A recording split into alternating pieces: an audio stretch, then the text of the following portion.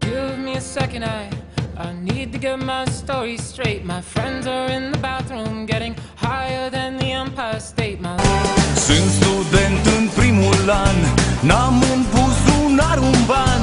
Nu-mi stă mintea la învățat și deja m-am săturat. Sunt student în anul 2, îmi plac fetele de soi. În sesiune stau pe mes și în rest n-am niciun stres.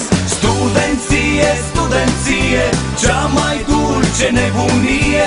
Chefuri până dimineață, vreau să fiu student pe viață. Studenție, studenție, ca pana la pălărie. Și frumoasă și ușoară, ce păcat, odată zboară.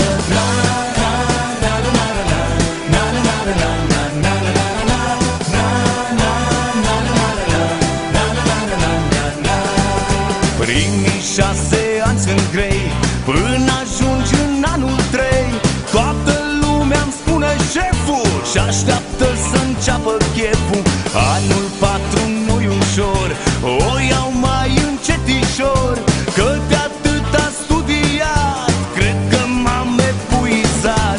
Studenție, studenție, ce n-aș da ca să mai ție.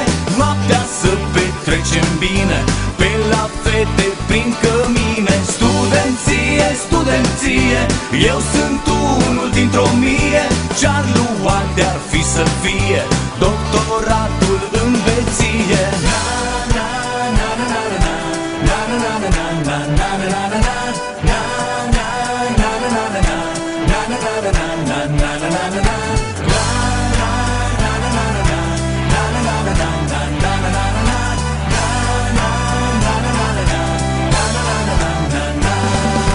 Studenție, studenție, cea mai dulce nebunie. Chefuri până dimineață, vreau să fiu student pe viață. Studenție, studenție, ca pana la pălărie. Și frumoasă și ușoară, ce păcat, odată zboară. Studenție, studenție, ce n-aș da ca să mai ție.